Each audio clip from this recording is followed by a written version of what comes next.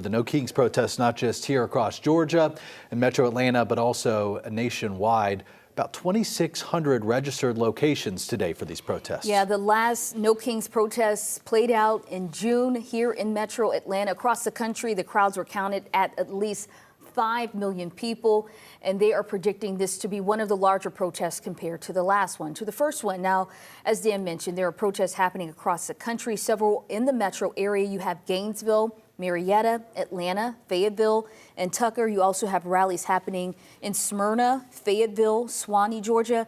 And these demonstrations are playing out throughout the day, some of them going from 11 to 2 a.m. The one here in Metro Atlanta started at 10 a.m. They're going to march to the state capitol starting at 1 p.m. And then some of those other ones starting a little later this afternoon, I believe, 2 o'clock or so. Yeah, that's correct. They are going to have those protests, some starting at 1 p.m. to 3 p.m. That one is in Swanee. Yeah. The one in Chamblee, that one is starting at 2 p.m. and that one is expected to go until 6:30 p.m. And the one in Marietta is going from 2 to 4 p.m. So they're scattered throughout the day, but pretty much happening throughout the course of our Saturday. Yeah, and some large cities also hosting demonstrations as we speak right now, not just in Atlanta. This is a live look from the nation's capital. In fact, you see Capitol Hill there in the distance. There is a stage set up and a couple people already arriving. Not quite sure exactly what time they begin there, but D.C.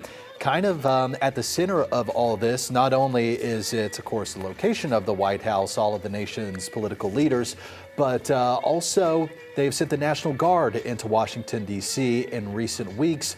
President Trump said to crack down on crime, and that is one reason why many people today taking to the streets. Yeah, what's interesting about this rally in D.C., it is pretty much a central point of everything that's been playing out over the course of the Trump administration. Some of the reasons these demonstrators say they are participating today.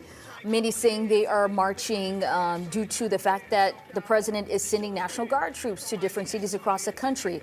Some marching in regard to immigration, pointing to ICE raids. Yeah. Some marching for the CDC workers who were laid out. I saw some of those signs saying stand for the CDC. People wanting America to look like the government that they grew up on. I saw signs saying be kind. And D.C. is no stranger to demonstrations and protests. At my time working at the White House, there were demonstrations playing out in the front of the White House all throughout the week. Many demonstrations always happening on the weekend. And what's different about D.C., a lot of the law enforcement involved are federal agencies, and many of those law enforcement officers are working today without pay because of the government shutdown. Yeah, no, that's a good point. And it's something that they clearly are no stranger to, but as you mentioned, now they're doing it without a paycheck. What's interesting is what may be a focal point in a city like D.C., perhaps there it's going to be the National Guard. Same with Portland, Chicago, Memphis. You might hear different protests here in Atlanta. You might hear more CDC protests, more ICE immigration protests. And in Hollywood, Florida, where there's also a large demonstration going on right now, it may also be more focused on anti-ICE. If we can take a live look from Hollywood right now. We know it's about an hour away from Mar-a-Lago, where the president actually spending his time this weekend, and the population there in Hollywood, Florida, about 40% Hispanic. So just kind of interesting to see as we're going to take a live look at different cities throughout the country today.